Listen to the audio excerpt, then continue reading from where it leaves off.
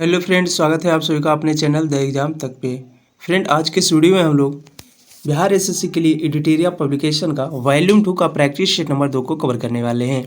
इसमें जो है टोटल 75 जीके जीएस प्रश्न को डिटेल के साथ हम लोग कवर करने वाले हैं और ये जो है न्यू पैटर्न पर आधारित बुक है। इस बुक में जो है टोटल 150 प्रश्न रहेंगे, जिसमें से 75 जीके जीएस के प्रश्न को हम लोग डिटेल के साथ कवर करने वाले हैं। इससे पहले हमने ऑलरेडी जो है प्रैक्टिस सेट नंबर 1 को कवर करा दिया है। अगर आप लोग अभी तक नहीं देखे हैं तो चैनल के प्लेलिस्ट में या फिर डिस्क्रिप्शन में उसका लिंक दे दिया जाएगा, वहाँ से जो है एडिटोरियल पब्लिकेशन का वॉल्यूम 2 का प्रैक्टिस सेट नंबर देख सकते हैं। और फ्रेंड, मैं बता दूं कि आप लोग अगर अभी तक मेरे चैनल से नहीं जुड़े हैं तो चैनल से जुड़ जाएं, चैनल को सब्सक्राइब कर लेंगे, साथ ही जो है बेल आइकन को भी प्रेस कर लीजिएगा। तो चलिए फ्रेंड, अब हम लोग वीडियो को स्टार्ट करते हैं। आज का पहला क्वेश्चन है कि रोग प्रतिकारकों को उत्पन्न करने वाला पहला सेल कौन सा है। रोग प्रतिरोधकों को उत्पन्न करने वाला पहला सेल की बात करें तो ये जो है लिम्फोसाइट है। लिम्फोसाइट, जो कि ऑप्शन नंबर 6 इसका राइट आंसर हो जाएगा। लिम्फोसाइट एवं मोनोसाइट कनिकवाहिक है, जो कि श्वेत रुधिकाणु है। यह जो है सबसे छोटे श्वेत रुधिकाणु, किंतु संख्या में जो है ये सबसे अधिक होती है। श्वेत रुधिकाणु की बात करें तो इसमें जो है कुल संख्या 20 से 30% होती है। यह जो है दो प्रकार की होती है, एक बी लिम्फोसाइट और एक टी लिम्फोसाइट। तो ये सारे को जो है आप लोग जरूर ध्यान रखिएगा। अगला प्रश्न है कि मानव की पसलियों के साथ जुड़ी होती है। मानव की पसलियों के साथ क्या जुड़ी हुई होती है, तो ये जो है अस्टर्नम जुड़ी हुई होती है। अस्टर्नम ऑप्शन से इसका राइट आंसर हो जाएगा। मानव में जो है 12 जोड़ी अर्थात यानी 24 पसलियाँ पाई जाती है। ये अस्टर्नम के साथ जो है जुड़ी हुई होती है। अगला प्रश्न है कि सुक्रोज नामक एंजाइम शर्करा को किस में बदलती है। सुक्रोज नामक एंजाइम की बात करें तो ये जो है शर्करा को ये जो है ग्लूकोज एवं फ्रक्टोज में बदलती है। तो ऑप्शन सी इसका राइट आंसर हो जाएगा, ग्लूकोज एवं फ्रक्टोज। सुक्रोज एंजाइम शर्करा को जो है ग्लूकोज एवं फ्रक्टोज में बदलता है। पेप्सिन प्रोटीन को पेप्टोन्स में बदलता है। लाइपेज की बात करें तो लाइपेज वसा को जो है ये वसीय अम्ल में और ग्लिसरॉल में बदलता है।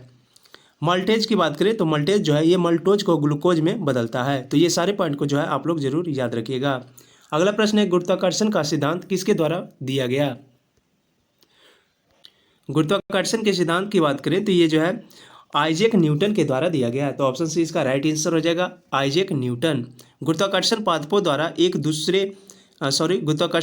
द्वारा एक दूसरे की ओर उत्कृष्ट होने की प्रवृत्ति है, जो कि सर आइजैक न्यूटन ने गति के 3 नियमों एवं गुरुत्वाकर्षण के सिद्धांत का प्रतिपादन किया। न्यूटन ने अपनी मौलिक खोज जो कि आधार पर बताया है, और ये जो है केवल पृथ्वी ही नहीं बल्कि विश्व के प्रत्येक कण दूसरे कण को अपनी ओर जो है आकर्षित करता है। कणों के बीच कार्य करने वाले पारस्परिक आकर्षण को ही गुरुत्वाकर्षण तथा उससे उत्पन्न बल को गुरुत्वाकर्षण बल कहते हैं। तो अगला प्रश्न है निम्नलिखित कणों को द्रव्यमान के अनुसार अवरोही क्रम में व्यवस्थित करना है। अवरोही क्रम यानी घटते क्रम। यहाँ पे बात करें इलेक्ट्रॉन की, तो इलेक्ट्रॉन का द्रव्यमान जो होता है ये 9.108 इंटू 10⁻³ kg होता है।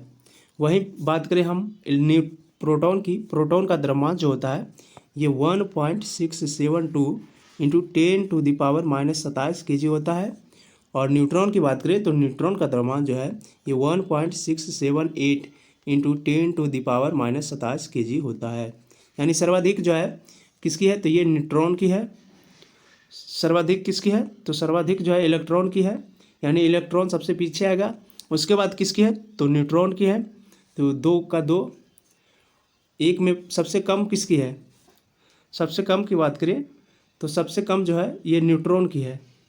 यहाँ पे बोला है अवरोही क्रम यानी घटते क्रम में, तो सबसे कम जिसमें माइनस होगा वो सर्वाधिक होगा, यानी ऑप्शन सी इसका राइट आंसर हो जाएगा, क्योंकि यहाँ पे जो है पावर माइनस में है। अगला प्रश्न है कि सौर विकिरण की सबसे महत्वपूर्ण भूमिका है। सौर विकिरण की सबसे महत्वपूर्ण भूमिका की बात करें तो इसमें जो है जल चक्र में होगा। जल चक्र में जो है सौर विकिरण की सबसे महत्वपूर्ण भूमिका होती है। सौर विकिरण जल चक्र को चलित करता है और जल का वाष्पीकरण करता है। सौर विकिरण द्वारा जो है बर्फ का जल में द्रवीकरण होता है। जल चक्र हाइपोस्फीयर में जल के विभिन्न गतिविधियों को जो है ये दर्शाता है। अगला प्रश्न है कि निम्नलिखित 2 कोट दिया हुआ है, सूची 1 सूची 2 से मिलान करना है। त्वचा कैंसर की बात करें तो त्वचा कैंसर जो है ये पराबैंगनी किरण प्रकाश से होती है। तो ए का जो है 2 हो जाएगा पराबैंगनी प्रकाश। ध्वनि प्रदूषण की बात करें तो ये जो है ये डेसिबल, ध्वनि प्रदूषण को डेसिबल से मापा जाता है। वैश्विक तापमान की बात करें तो वैश्विक तापमान जो है ये कार्बन डाइऑक्साइड होता है और ओजोन छिद्र जो कि क्लोरोफ्लोरोकार्बन के द्वारा होता है। यानी ए का जो है ए का 2 और 2 का 3, सी का 4 और डी का ए, यानी ऑप्शन नंबर इसका बी राइट आंसर हो जाएगा। ऑप्शन नंबर 20 का राइट आंसर हो जाएगा। त्वचा जो कि पराबैंगनी प्रकाश, ध्वनि प्रदूषण जो कि डेसिबल, वैश्विक तापमान जो कि कार्बन डाइऑक्साइड, ओजोन छिद्र जो कि क्लोरोफ्लोरोकार्बन यानी सीएफसी के द्वारा होता है। अगला प्रश्न है कि निम्नलिखित में से कौन सा एक यशद पुष्प कहलाता है। यशद पुष्प की बात करें तो ये जो है जिंक ऑक्साइड जो कि यशद पुष्प कहलाता है। तो जिंक ऑक्साइड ऑप्शन सी इसका राइट आंसर हो जाएगा। जिंक ऑक्साइड यानी ZnO। जिंक ऑक्साइड जो है ये यशद पुष्प के नाम से भी जाना जाता है। यह जो है एक सफ़ेद पाउडर है जिसका उपयोग जो है सौंदर्य प्रसारण, स्याही, मलहम ये सभी में जो है इसका प्रयोग किया जाता है। अगला प्रश्न है कि शुष्क सेल बैटरी में निम्नलिखित में से किनका जो है विद्युत अपघट्यों के रूप में प्रयोग होता है। शुष्क सेल यानी बैटरी में जो है विद्युत अपघटकों के रूप में जो है अमोनियम क्लोराइड और जिंक क्लोराइड का प्रयोग किया जाता है। तो अमोनियम क्लोराइड और जिंक क्लोराइड, ऑप्शन ए इसका राइट आंसर हो जाएगा। अगला प्रश्न है कि 86 डिग्री फ़ारेनहाइट का सेल्सियस में मान कितना होगा। इसका मान निकालने के लिए सी सेंटीग्रेड बटे 5 बराबर F-32/9। अब इस पर हम रख देंगे फ़ारेनहाइट का सेल्सियस मान निकालना है। तो फ़ारेनहाइट की जगह 86 में से 32 गया तो कितना हो जाएगा, और 86 में से 32 गया तो हो जाएगा कितना, 54 और गुना 5, 3 गुना हो जाएगा, ये 54 आ गया। तो 54 गुने 5 बराबर 9 गुने सी, 9 से ये कट जाएगा, 6 बना 9 छक 54, यानी सी बराबर 6×5 30 डिग्री। यानी सेल्सियस में इसका मान कितना आ जाएगा, तो ये 30 डिग्री, जो कि ऑप्शन नंबर बी इसका राइट आंसर हो जाएगा। आप लोग फार्मूला को अवश्य याद रखिएगा। फार्मूला क्या है, तो C/5 बराबर फ़ारेनहाइट -32/9। ये फार्मूला आप लोग जरूर याद रखिएगा क्योंकि हर एग्जाम में जो है इस तरह का क्वेश्चन एक पूछा जाता है। अगला प्रश्न है लेजर का उपयोग किस में नहीं होता है। लेजर का उपयोग की बात करें तो होलोग्राफी में लेजर का उपयोग होता है, कैंसर चिकित्सा में लेजर का उपयोग होता है, CD, DVD, स्कैनर एवं प्रिंटर ये सभी में जो है लेजर का प्रयोग होता है। लेकिन एटॉमिक रिएक्टर में जो है लेजर का प्रयोग नहीं होता है। तो एटॉमिक रिएक्टर आप लोग याद रखिएगा, इसमें जो है लेजर का प्रयोग नहीं किया जाता है। अगला प्रश्न है निम्नलिखित में से कौन सा बहुलक एक थर्मोप्लास्टिक नहीं है। थर्मोप्लास्टिक की बात करें तो टेफ्लॉन, पॉलीस्टीरीन, पॉलीथीन ये सभी जो है थर्मोप्लास्टिक है। लेकिन नियोप्रीन की बात करें तो ये जो है थर्मोप्लास्टिक नहीं है। तो ऑप्शन 20 का राइट आंसर हो जाएगा नियोप्रीन। नियोप्रीन एक जो है थर्मोप्लास्टिक नहीं है। नियोप्रीन जो है ये क्लोरोप्रीन का उच्च बहुलक है। यह एक प्रकार का जो है कृत्रिम रबर है जिसका उपयोग जो है पाइप, बेल्ट ये सभी जो है बनाने में किया जाता है। अगला प्रश्न है कि निम्नलिखित में से कौन सा रक्त जो है हीमोग्लोबिन के साथ अनुत्क्रमणीय संश्लिष्ट बनाता है। कार्बन मोनोऑक्साइड, ये जो है कार्बन मोनोऑक्साइड जो कि हीमोग्लोबिन के साथ जो है रक्त के हीमोग्लोबिन के साथ अनुत्क्रमणीय संश्लिष्ट बनाता है। तो आप लोग सभी जो है इसे जरूर याद रखिएगा। अगला प्रश्न है कि मानव के मस्तिष्क में स्मरण क्षमता कहाँ होती है। मानव के मस्तिष्क में स्मरण क्षमता की बात करें तो ये सेरिब्रम में होती है। सेरिब्रम मस्तिष्क का सबसे बड़ा भाग होता है तथा यह जो है ऐच्छिक क्रियाओं और स्मरण क्षमता आदि को जो है ये नियंत्रित करता है। तो ये सारे बिंदु को आप लोग जरूर याद रखिएगा। अगला प्रश्न है निम्नलिखित पादपों में से किसका संग्रह अंग तना नहीं है। अंग तना की बात करें तो अंग तना जो है ये गन्ना, आलू, अदरक ये सभी जो है तना का अंग है। लेकिन शकरकंद की बात करें तो शकरकंद जो है शकरकंद ये जो है अंग तना नहीं है, ये जो है जड़ तना है, ये जो है जड़ है। बाकी सभी जो है तना है लेकिन शकरकंद जो है ये जड़ है। तो ऑप्शन डी इसका राइट आंसर हो जाएगा शकरकंद। अगला प्रश्न है सामान्य दृष्टि के लिए निम्नलिखित में से कौन सा विटामिन आवश्यक है। सामान्य दृष्टि के लिए कौन सा विटामिन आवश्यक है, तो ये जो है रेटिनॉल आवश्यक है। मानव शरीर में यकृत में विटामिन ए की कमी मात्रा से जो है ये रेटिनॉल संचित रहती है। विटामिन ए का रासायनिक नाम जो कि रेटिनॉल है, जिसकी कमी से जो है हमारे शरीर में रतौंधी नामक बीमारी होती है, जो कि किस में होती है, तो ये जो है रतौंधी मानव के आँख में होती है। तो ये सारे पॉइंट को जो है आप लोग जरूर याद रखिएगा। अगला प्रश्न है कि पुष्प के किस भाग से कैंसर प्राप्त होती है। पुष्प के किस भाग से कैंसर प्राप्त होती है, तो पुष्प के वर्तिकाग्र और वर्तिका ये दोनों से जो है केसर प्राप्त होती है। सॉरी, यहाँ पे केसर है, हम कैंसर बोल रहे थे। केसर प्राप्त होती है। केसर किससे प्राप्त होती है, तो ये वर्तिकाग्र और वर्तिका से, जो कि पुष्प का भाग है, इससे जो है केसर प्राप्त होती है। अगला प्रश्न है, निम्नलिखित में से कौन सा मनुष्य के मादा प्रजनन से संबंधित नहीं है। मनुष्य के मादा प्रजनन की बात करें तो मादा प्रजनन से जो है गर्भाशय, अंडवाहिनी, अंडाशय का एक युग्म, ये सभी जो है मादा प्रजनन से संबंधित है, परंतु शुक्राणु वाहिका जो है मादा प्रजनन से संबंधित नहीं है। शुक्राणु वाहिका जो है ये जो है नर प्रजनन से संबंधित है। तो ऑप्शन सी इसका राइट आंसर हो जाएगा, शुक्राणु वाहिका। निम्नलिखित में से कौन सा एक यस्द पुष्प कहलाता है। यस्द पुष्प, ये रिपीटेड क्वेश्चन हो गया। यस्द पुष्प जो है ये जिंक ऑक्साइड कहलाता है। तो ऑप्शन सी इसका राइट आंसर हो जाएगा, जिंक ऑक्साइड। अगला प्रश्न है, नाभिकीय ऊर्जा का उपयोग प्रायः कारक है। नाभिकीय ऊर्जा का उपयोग की बात करें तो इसका प्रायः कारक जो है ये ऊष्मीय प्रदूषण है। तो ऊष्मीय प्रदूषण, ऑप्शन सी इसका राइट आंसर हो जाएगा। नाभिकीय एवं जीवाश्म ईंधन संयंत्र दोनों जो है ऊष्मीय प्रदूषक के उत्पन्न करती है। अगला प्रश्न है, निम्नलिखित में से कौन सा वायु का अकार्बनिक गैसीय प्रदूषक है। वायु का अकार्बनीय गैसीय प्रदूषक की बात करें तो कौन कौन सा है, हाइड्रोजन साइनाइड और हाइड्रोजन सल्फाइड, ये दोनों जो है वायु का अकार्बनीय गैसों का प्रदूषक है। तो ऑप्शन डी इसका राइट आंसर हो जाएगा, हाइड्रोजन साइनाइड और हाइड्रोजन सल्फाइड। अगला प्रश्न है, डायनामाइट का निर्माण में प्रयुक्त होने वाला रासायनिक है। डायनामाइट के निर्माण में प्रयुक्त होने वाला रासायनिक जो कि कौन सा है, ये ग्लाइसेरॉल ट्राइसीटेट है। इसका राइट आंसर क्या हो जाएगा, ग्लाइसेरॉल ट्राइनाइट्रेट। ऑप्शन सी इसका राइट आंसर हो जाएगा। ग्लाइसेरॉल ट्राइनाइट्रेट को नाइट्रोग्लिसरीन भी कहा जाता है। यह जो है एक भारी रंगहीन तैलीय विस्फोट तरल पदार्थ है। यह डायनामाइट का एक आवश्यक संगठक है। तो ऑप्शन सी इसका राइट आंसर हो जाएगा। और फ्रेंड, मैं आपको बता दूं, अगर आपका इसका आंसर जो है सभी क्वेश्चन का आपको पता है या फिर जिस क्वेश्चन को भी पता है, आप लोग इसका आंसर जो है कमेंट में भी दे सकते हैं। और लास्ट में आप लोग जरूर बताइएगा कि आपने कितने आंसर जो है सही किए हैं। अगला प्रश्न है, बच्चे को जन्म लेने के बाद कौन सी टीका लगाया जाता है। बच्चे को जन्म लेने के बाद जो है ये हेपेटाइटिस बी का टीका लगाया जाता है। तो हेपेटाइटिस बी, ऑप्शन बी इसका राइट आंसर हो जाएगा। बच्चा को जन्म के बाद हेपेटाइटिस बी का टीका लगाया जाता है। हेपेटाइटिस रोग जो है विषाणु द्वारा होता है। इससे प्रभावित अंग कौन से होते हैं, तो ये यकृत होते हैं, जो कि हेपेटाइटिस बी से प्रभावित अंग है। चेचक वॉरियस वाला विषाणु द्वारा होता है। इसमें शरीर पर लाल दाने पड़ जाते हैं। अब पोलियो की बात करें तो पोलियो जो है एक वैक्सीन की खोज जॉन साल्क ने की थी, तथा यह जो है पोलियो ट्रम्प की खोज शामिल ने की थी। अगर पोलियो वैक्सीन की बात करें तो जॉन साल्क खोज की थी, और पोलियो ड्रम्प को है तो ये जो है सामिन के द्वारा खोजा गया था। अगला प्रश्न है कि अतिचालक का लक्षण है। अतिचालक के लक्षण की बात करें तो शून्य पारगम्यता जो है अतिचालक का लक्षण है। तो शून्य पारगम्यता, ऑप्शन सी इसका राइट आंसर हो जाएगा। विद्युत चुंबकत्व के संदर्भ में पारगम्यता किसी पदार्थ का वह गुण होता है जो उस पदार्थ में चुंबकीय क्षेत्र स्थापित किए जाने से उस पदार्थ द्वारा प्रदर्शित सहायता की मात्रा को जो है ये बताता है। अगला प्रश्न है कि निम्नलिखित में से कौन सा तत्व परमाणु ईंधन की श्रेणी में नहीं आता है।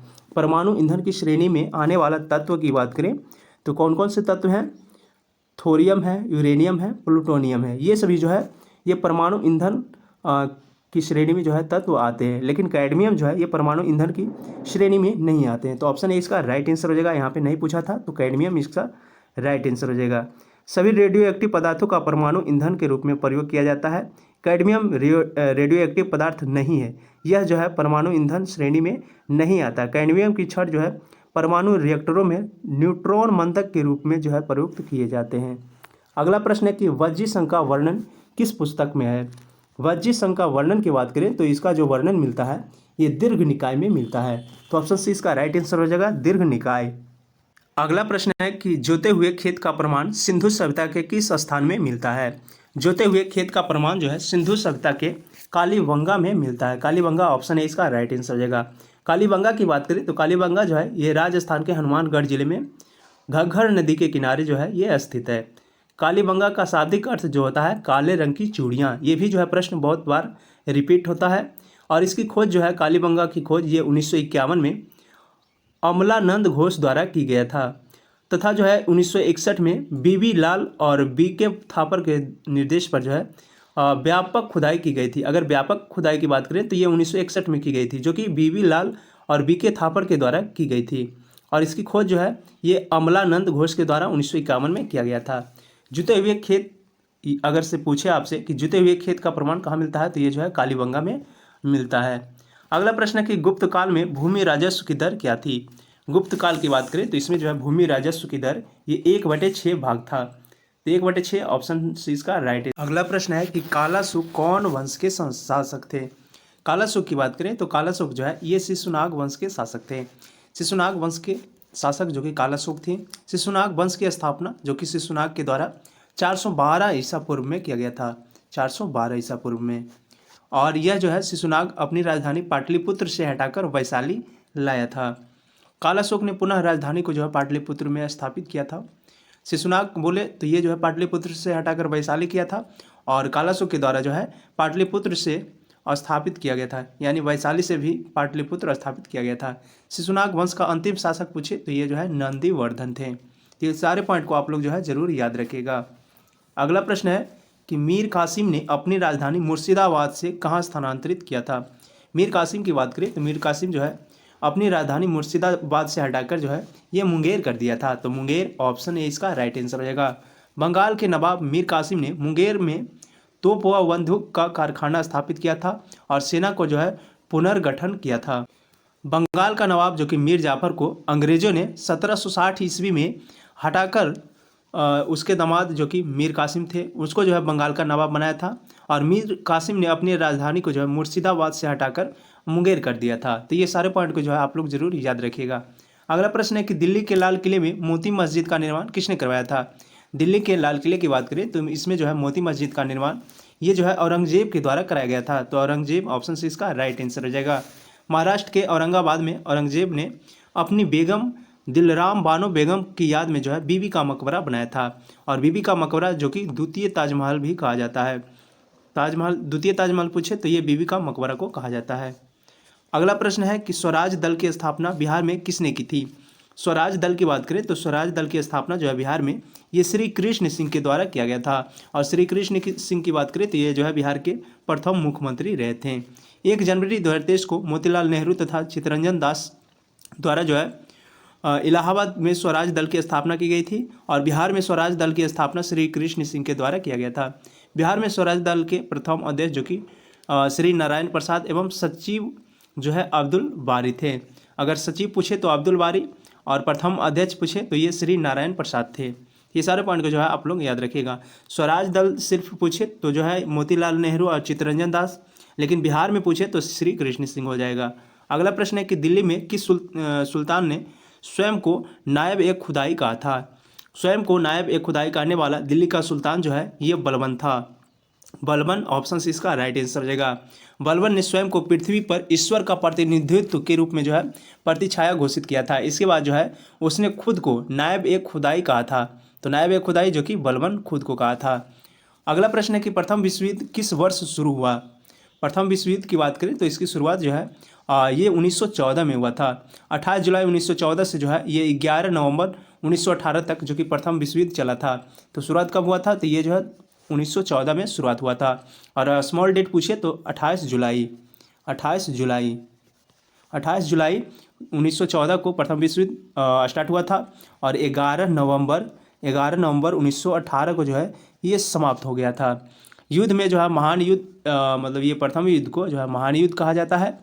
प्रथम केंद्रीय शक्तियों और मित्र देशों के मध्य जो है ये लड़ा गया था युद्ध। अगला प्रश्न है कि आत्मीय सभा की स्थापना किसने की थी। आत्मीय सभा की स्थापना की बात करें तो आत्मीय सभा की स्थापना जो है ये राजा राम मोहन राय के द्वारा किया गया था। ऑप्शन डी इसका राइट आंसर हो जाएगा, राजा राम मोहन राय। और इसकी स्थापना जो है 1815 ईस्वी में कलकत्ता में स्थापित किया गया था। आत्मीय सभा पूछे तो 1815 20 अगस्त 1828 ईस्वी को जो है राजा राम मोहन राय ने ब्रह्म समाज की स्थापना की थी, जो कि मोस्ट इंपॉर्टेंट है, राजा राम जी के द्वारा किया गया ब्रह्म समाज की स्थापना, जो कि 20 अगस्त 1828 को किया गया था। राजा राम मोहन राय को जो है राजा की उपाधि, ये भी क्वेश्चन बार बार पूछा जाता है कि राजा राम मोहन राय को जो है राजा की उपाधि किसने दी थी, तो ये जो है अकबर द्वितीय के द्वारा दिया गया था।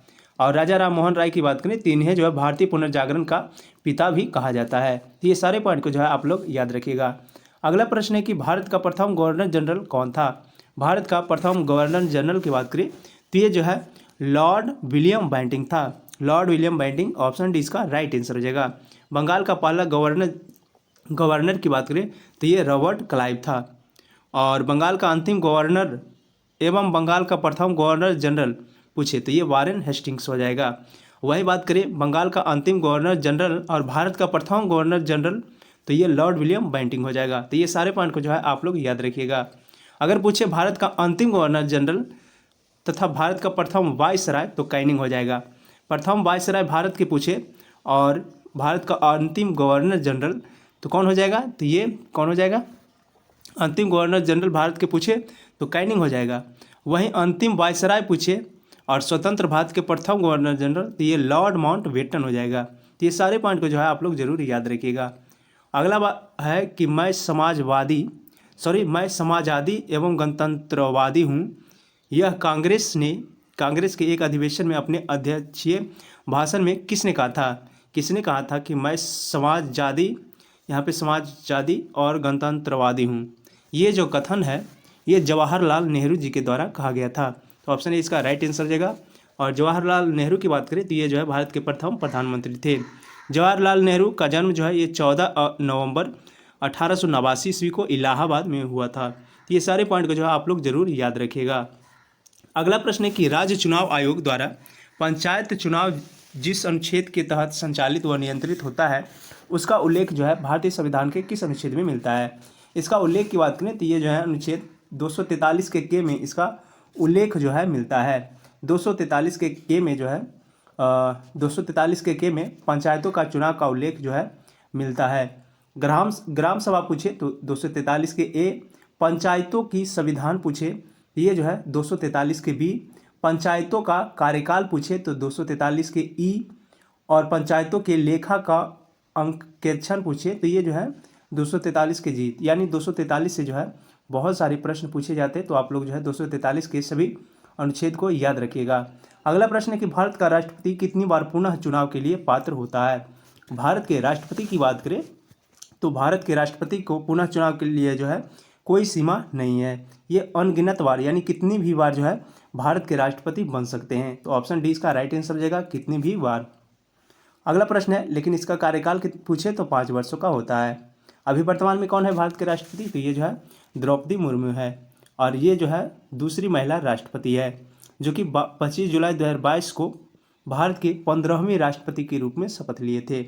अगला प्रश्न है कि राष्ट्रपति को निम्नलिखित में से कौन जो है शपथ दिलाता है। राष्ट्रपति को शपथ की बात करें तो ये जो है भारत के मुख्य न्यायाधीश दिलाते हैं। तो ऑप्शन ए इसका राइट आंसर हो जाएगा, भारत के मुख्य न्यायाधीश। राष्ट्रपति को भारत के मुख्य न्यायाधीश जो है शपथ दिलाता है, लेकिन राष्ट्रपति अपना त्याग पत्र जो है ये उपराष्ट्रपति को देते हैं और उपराष्ट्रपति को शपथ जो है राष्ट्रपति के द्वारा दिलाया जाता है। राष्ट्रपति अनुच्छेद 61 के तहत जो है महाभियोग, जो कि बार बार रिपीटेड क्वेश्चन आता है कि राष्ट्रपति पर महाभियोग। अगला प्रश्न है कि राज्य का मंत्रिपरिषद सामूहिक तौर पर किसके प्रति उत्तरदायी होता है। राज्य का मंत्रिपरिषद की बात करें तो ये जो है सामूहिक तौर पे ये विधानसभा का उत्तरदायी होता है। तो विधानसभा ऑप्शन से इसका राइट आंसर जाएगा। भारतीय संविधान के अनुच्छेद जो कि 164 के बी में वर्णित किया गया है कि राज्य का मंत्रिपरिषद सामूहिक तौर पे जो है ये विधानसभा के प्रति उत्तरदायी होते हैं। अगला प्रश्न है कि लोकतंत्रात्मक शासन की सफलता के लिए आवश्यक है। लोकतंत्रात्मक शासन की सफलता के लिए आवश्यक की बात करें तो ये जो है शिक्षित जनता होनी चाहिए, आर्थिक समानता होनी चाहिए, नागरिक स्वतंत्रता, ये सभी जो है लोकतंत्रात्मक शासन की सफलता का जो है आवश्यक पहलू है। तो इस जो है इसका राइट आंसर ऑप्शन डी हो जाएगा, इसमें से सभी।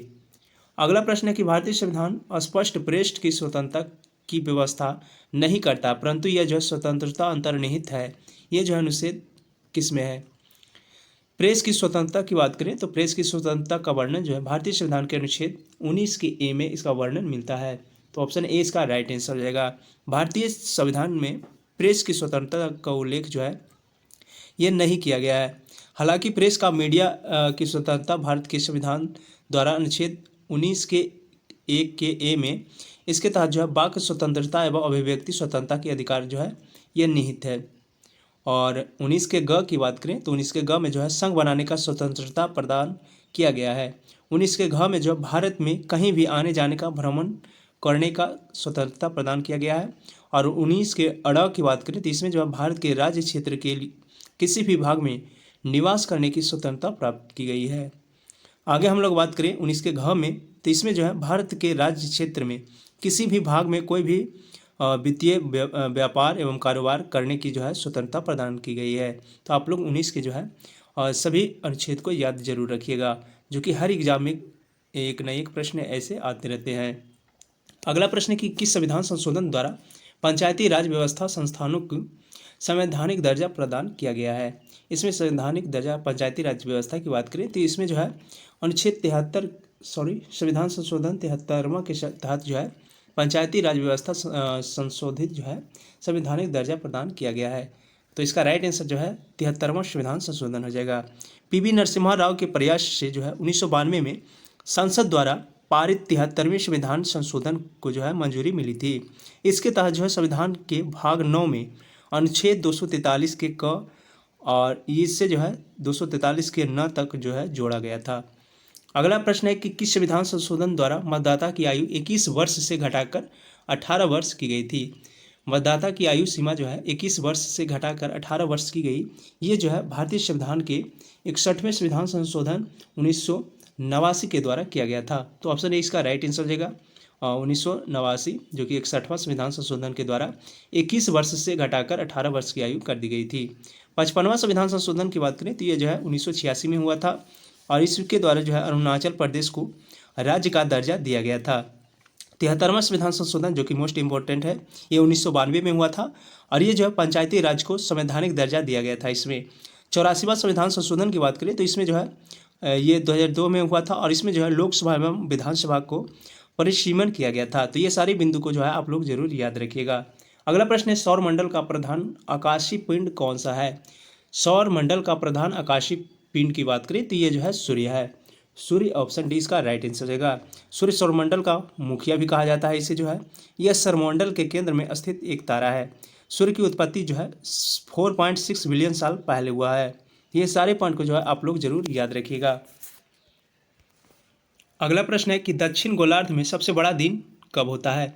दक्षिण गोलार्ध पूछा है यहाँ पे। दक्षिण गोलार्ध की बात करें तो सबसे बड़ा दिन जो है दक्षिण गोलार्ध में ये 22 दिसंबर को होता है और उत्तरी गोलार्ध में जो है सबसे बड़ा दिन ये 21 मार्च को होता है। तो आप लोग दोनों को जो है याद रखिएगा। 21 मार्च को उत्तरी गोलार्ध में सबसे बड़ा दिन और 22 दिसंबर को दक्षिणी गोलार्ध में सबसे बड़ा दिन होता है। कभी कभी उत्तरायण पूछता है तो उत्तरायण जो है 21 मार्च से 21 जून तक की अवधि को जो है उत्तरायण कहते हैं और 21 मार्च को वसंत विषुवत तथा 23 सितंबर को स्थित को जो है शरद विषुवत कहते हैं। तो ये सारे पॉइंट को जो है आप लोग याद रखिएगा। अगला प्रश्न है कि भारतीय हिमालयी क्षेत्र की सबसे ऊंची चोटी कौन सी है। भारतीय हिमालयी क्षेत्र की सबसे ऊंची चोटी जो है ये कंचनजंगा है। तो कंचनजंगा ऑप्शन ए इसका राइट आंसर हो जाएगा। कंचनजंगा की बात करें तो कंचनजंगा जो है ये भारत में स्थित हिमालय की सबसे ऊंची चोटी है और इसकी लंबाई जो है इसकी ऊंचाई की बात करें तो इसकी ऊंचाई जो है 8598 मीटर है। तो ये पॉइंट जो है आप लोग जरूर याद रखिएगा। और यह जो है सिक्किम में स्थित है और ये नेपाल की सीमा पर स्थित है। विश्व की सबसे ऊंची चोटी जो कि माउंट एवरेस्ट की है ये 8848.86 मीटर है। तो ये सारे पॉइंट को जो है आप लोग जरूर याद रखिएगा। अगला प्रश्न है कि बिहार में 2001 से 11 के दौरान जनसंख्या वृद्धि दर कितनी थी। बिहार में 2001 से 2011 तक जनसंख्या वृद्धि दर जो है ये 25.4% थी। 25.4%। तो ऑप्शन डी इसका राइट आंसर हो जाएगा। जनसंख्या वृद्धि दर जो है 25.4% थी और जनसंख्या घनत्व जो है 2011 में ये 1106 है। बिहार की जनसंख्या घनत्व जो है 1106 है 2011 की जनगणना के अनुसार। और लिंगानुपात पूछे तो ये जो है 918 है। 918 1000। और शिशु लिंगानुपात पूछे तो शिशु लिंगानुपात जो है 935 है। तो ये सारे पॉइंट को जो है आप लोग जरूर याद रखिएगा। साक्षरता दर पूछे तो साक्षरता दर जो है बिहार की 2011 की जनगणना के अनुसार 61.8% है। तो ये सारी पॉइंट को आप लोग जरूर याद रखिएगा। और फ्रेंड, अगर आप लोग वीडियो को अभी तक लाइक नहीं किए हैं तो वीडियो को लाइक कर देंगे, और चैनल को अभी तक सब्सक्राइब भी नहीं किए हैं तो चैनल को भी सब्सक्राइब कर देंगे। अगला प्रश्न है कि विश्व का सबसे बड़ा द्वीप कौन सा है। विश्व का सबसे बड़ा द्वीप की बात करें तो ये जो है ग्रीनलैंड द्वीप है। ऑप्शन सी इसका राइट आंसर हो जाएगा ग्रीनलैंड द्वीप। ग्रीनलैंड द्वीप जो कि आर्कटिक महासागर में स्थित है, और ग्रीनलैंड का क्षेत्रफल जो है 21,75,000 वर्ग किलोमीटर है। ये जो है मेडागास्कर हिंद महासागर में स्थित है। अगला प्रश्न है कि तमिलनाडु में जोड़ों में वर्षा क्यों होती है। जोड़ो यहाँ पे दिया गया है, होना चाहिए यहाँ पे जाड़ो, यानी जाड़ों के दिन में तमिलनाडु में वर्षा क्यों होती है। जाड़ों के दिन में तमिलनाडु में वर्षा इसलिए होती है क्योंकि लौटता हुआ मानसून जो है ये तमिलनाडु से होकर गुजरती है, और ये जो है उत्तरी पूर्वी मानसून से वर्षा होती है। तो ऑप्शन ए इसका राइट आंसर हो जाएगा उत्तरी पूर्वी मानसून, जो कि ऑप्शन सी में है। तो ऑप्शन सी इसका राइट आंसर हो जाएगा। सर्दियों के समय देश में जो है उत्तरी पूर्वी व्यापारिक पवन समुद्र की ओर जो है बहती है, इसलिए जो है देश में ज़्यादातर इलाकों में शुष्क मौसम होता है। तमिलनाडु का तट जो कि अधिकतम वर्षा इन्हीं पवनों से होता है, क्योंकि यहाँ जो है पवनें समुद्र में स्थल की तरफ बहती है, समुद्र से स्थल की तरफ बहती है, इसलिए जो है जाड़े के दिनों में तमिलनाडु में वर्षा होती है। और ये क्वेश्चन जो है बार बार पूछा जाता है। विश्व में ताज़े पानी की सबसे बड़ी झील कौन सी है। विश्व में ताज़े पानी की सबसे बड़ी झील जो है ये सुपीरियर झील है। सुपीरियर झील, ऑप्शन डी इसका राइट आंसर हो जाएगा। दुनिया की सबसे बड़ी ताज़े पानी का झील जो है ये लेक सुपीरियर झील है, जो कि ये उत्तरी अमेरिका तथा कनाडा की सीमा पर स्थित है। अगला प्रश्न है कि किस समिति ने प्रतिस्पर्धा अधिनियम 2002 को अधिनियमित करने का सुझाव दिया है। ये जो सुझाव दिया है ये SVS राघव समिति के द्वारा दिया गया है। ऑप्शन सी इसका राइट आंसर हो जाएगा SVS राघव समिति। इसके द्वारा जो है प्रतिस्पर्धा अधिनियम 2002 को अधिनियमित करने का सुझाव दिया गया है। अगला प्रश्न है गरीबी रेखा को निर्धारित करने के लिए कौन सा संगठन सर्वेक्षण करता है। गरीबी रेखा को निर्धारण करने के लिए ये जो संगठन सर्वेक्षण करता है इसका नाम है NSSO। ऑप्शन सी बी इसका राइट आंसर हो जाएगा NSSO। ये जो समिति है ये गरीबी रेखा को निर्धारित करने के लिए संगठन सर्वेक्षण करता है। अगला प्रश्न है कि वातावरण मुख्य रूप से किसके द्वारा गर्म होता है। वातावरण गर्म की बात करें तो ये जो है दीर्घ तरंग स्थलीय विकिरण के द्वारा होता है। ऑप्शन ए इसका राइट आंसर हो जाएगा दीर्घ तरंग स्थलीय विकिरण। इसके द्वारा जो है वातावरण मुख्य रूप से गर्म हो जाते हैं। वातावरण में उपस्थित विभिन्न ग्रीष्म हाउस जैसे कि सूर्य के प्रकाश में उपस्थित लघु तरंगें जो कि पृथ्वी तक आसानी से आने देती है, लेकिन पृथ्वी के धरातल द्वारा निर्मित दीर्घ विकिरण को जो है ग्रीष्म हाउस गैस अंतरिक्ष में जाने से रोक देती है, जिसके कारण जो है वातावरण गर्म हो जाती है। अगला प्रश्न है कि निम्नलिखित में से कौन सा सबसे अधिक जैव विविधता पाया जाता है। सबसे अधिक जैव विविधता की बात करें तो सर्वाधिक जैव विविधता जो है ये उष्णकटिबंधीय क्षेत्र में पाया जाता है। ऑप्शन डी इसका राइट आंसर हो जाएगा उष्णकटिबंधीय क्षेत्र। यहाँ जो है सर्वाधिक जैव विविधता पाए जाते हैं। अगला प्रश्न है कि पारिस्थितिकी तंत्र में क्या शामिल होता है। पारिस्थितिकी तंत्र की बात करें तो इसमें जो है एक क्रियाशील इकाई होता है जो कि क्षेत्र विशेष के सभी जीवधारियों जैसे कि पौधे तथा जंतु एवं इनके भौतिक पर्यावरण के सकल योग का प्रतिनिधित्व करता है। पारिस्थितिकी तंत्र की बात करें तो ये जो है समुदायों एवं परिवेशों के मध्य जो है अंतर संबंध का परिणाम होता है। पारिस्थितिकी तंत्र ये जो है जैविक एवं अजैविक दोनों घटकों में जो है समावेशित होता है। तो इसका राइट आंसर जो हो जाएगा कोई विद्यमान समुदाय एवं उसका परिवेश। ऑप्शन सी इसका राइट आंसर हो जाएगा। अगला प्रश्न है पारिस्थितिक विज्ञान केंद्र कहाँ स्थित है। पारिस्थितिक विज्ञान केंद्र की बात करें तो ये जो है बेंगलुरु में स्थित है। बेंगलुरु, ऑप्शन सी इसका राइट आंसर हो जाएगा। बेंगलुरु में जो है पारिस्थितिक विज्ञान केंद्र स्थित है। अगला प्रश्न है कि वातावरण मुख्य रूप से किसके द्वारा गर्म होता है। वातावरण की बात करें तो ये जो है दीर्घ तरंग स्थलीय विकिरण के द्वारा जो है ये गर्म होता है। तो ऑप्शन ए इसका राइट आंसर हो जाएगा। ये भी रिपीटेड क्वेश्चन है, दीर्घ तरंग स्थलीय विकिरण। अगला प्रश्न है कि एक पारिस्थितिकी तंत्र में ऊर्जा की मात्रा एक पोषक स्तर से अन्य स्तर में स्थानांतरण के पश्चात क्या होता है। जब एक पारिस्थितिकी तंत्र में ऊर्जा की मात्रा एक पोषक स्तर से अन्य स्तर में स्थानांतरण होता है तो इसमें जो है स्थानांतरण होने के पश्चात जो है ये घट जाता है। तो ऑप्शन बी इसका राइट आंसर हो जाएगा घट जाना। पारिस्थितिक तंत्र में ऊर्जा का प्रवाह अजैविक प्रणाली से जैविक प्रणाली की दिशा में होता है। ऊष्मागतिकी के दूसरे नियम के अनुसार जो है जब ऊर्जा एक पोषक स्तर से अन्य स्तर के और जो है स्थानांतरण परिवर्तन होता है तब जो है उसका कुछ हिस्सा जो है ये घट जाती है, कुछ जो है ऊर्जा ह्रास हो जाती है, अर्थात यह हर पोषण स्तर पर उपलब्ध ऊर्जा की मात्रा जो है ये घट जाती है। ये पॉइंट जो है आप लोग जरूर याद रखिएगा। अगला प्रश्न है, यूरोप में पिरेनीज पर्वत श्रृंखला किन दो देशों को अलग करती है?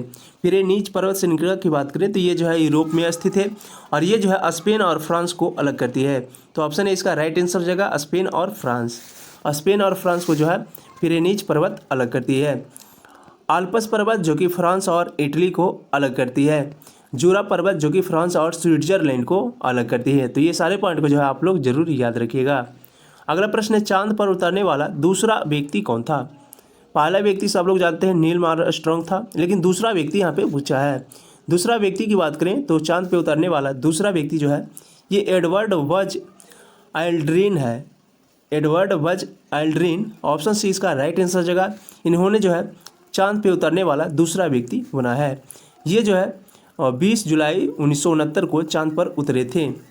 चांद पर पैर रखने वाला बज एल्ड्रिन जो है ये दूसरे व्यक्ति थे और पहला व्यक्ति नील आर्मस्ट्रांग थे।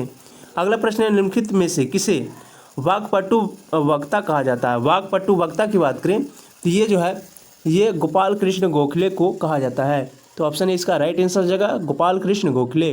गोपाल कृष्ण गोखले को जो है वाक्पटु वक्ता कहा जाता है।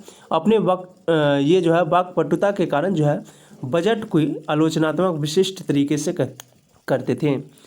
अगला प्रश्न है, अंटार्कटिका महाद्वीप पहुंचने वाली पहली भारतीय महिला कौन थी?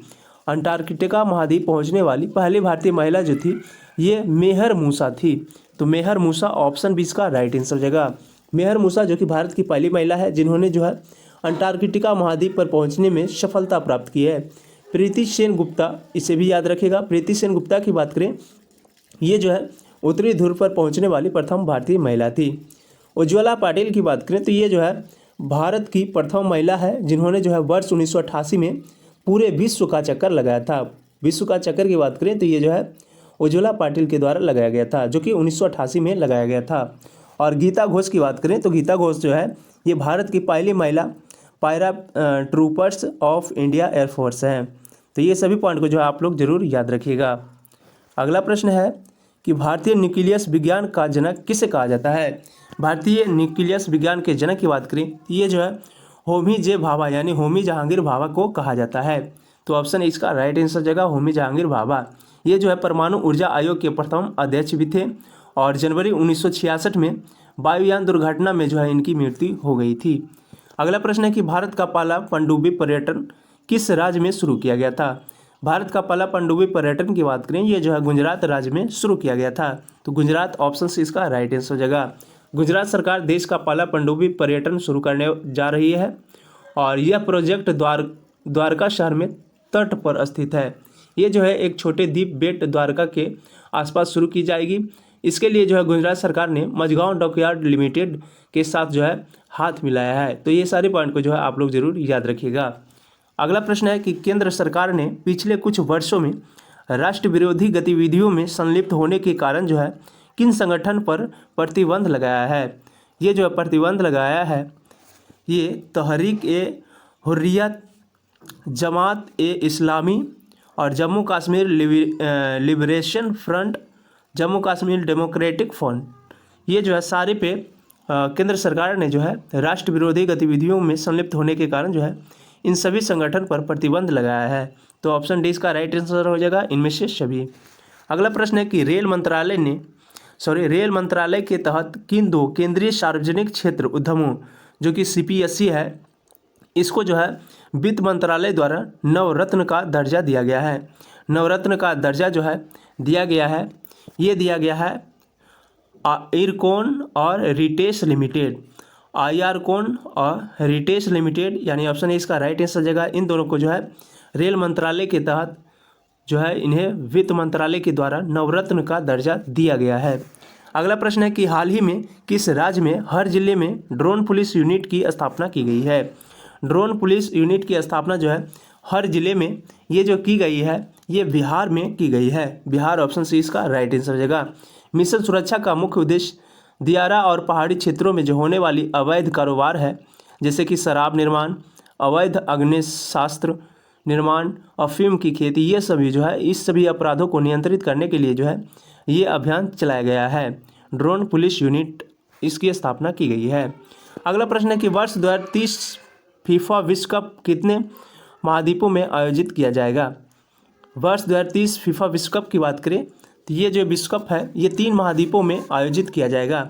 ऑप्शन सी इसका राइट आंसर हो जाएगा, 3 महाद्वीप। 2030 में फीफा विश्व कप का आयोजन जो है 3 महाद्वीप में किया जाएगा, अफ्रीका में, यूरोप में और दक्षिण अमेरिका में। एवं जो है इसमें जो है 6 देश, ये जो अर्जेंटीना, मोरक्को, पराग्वे, पुर्तगाल, स्पेन और उरुग्वे, ये 6 देशों में जो है महाद्वीप पूछे तो 3 और देश पूछे तो 6 देशों में जो है 2030 फीफा विश्व कप का जो है आयोजन किया जाएगा। अगला प्रश्न है कि निम्नलिखित में से किस व्यक्ति को जलवायु परिवर्तन के क्षेत्र में स्पिनोजा पुरस्कार 2023 प्राप्त हुआ है। स्पिनोजा पुरस्कार 2023 जो है ये जलवायु परिवर्तन के क्षेत्र में दिया गया है और ये जो प्राप्त हुआ है ये नंदिनी दास को प्राप्त हुआ है। तो नंदिनी दास ऑप्शन सी इसका राइट आंसर हो जाएगा। भारतीय मूल की प्रोफेसर डॉक्टर नंदिनी दास को जो है जलवायु परिवर्तन के क्षेत्र में स्पिनोजा पुरस्कार जो है ये दिया गया है।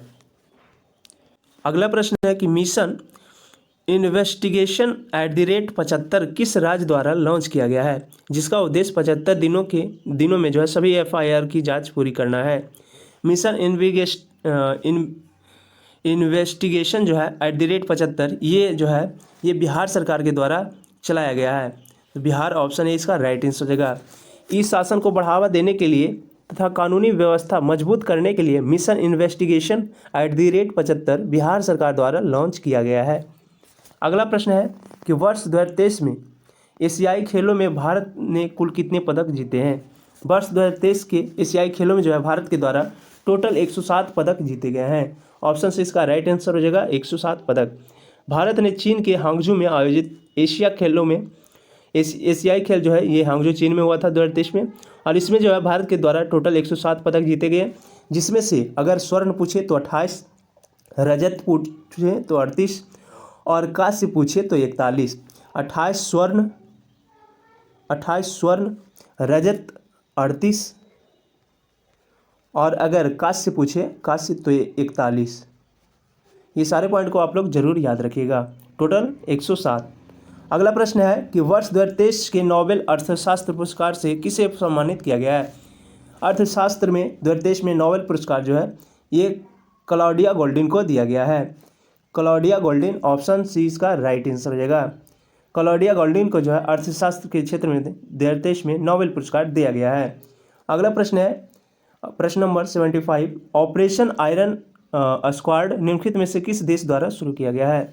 आयरन स्क्वाड की बात करें, ऑपरेशन आयरन स्क्वाड को ये जो है इजराइल के द्वारा शुरू किया गया है। तो इजराइल ऑप्शन है इसका राइट आंसर हो जाएगा। फ्रेंड, आज के इस वीडियो में हमने जो है टोटल 75 GK GS के प्रश्न को कवर करा दिया है। अगर वीडियो आपको अच्छी लगी तो वीडियो को लाइक कर देंगे और चैनल को अभी तक सब्सक्राइब नहीं किया है तो चैनल को भी सब्सक्राइब कर देंगे। अब हम लोग अगले वीडियो में मिलेंगे। आज के लिए इतना ही। जय हिंद।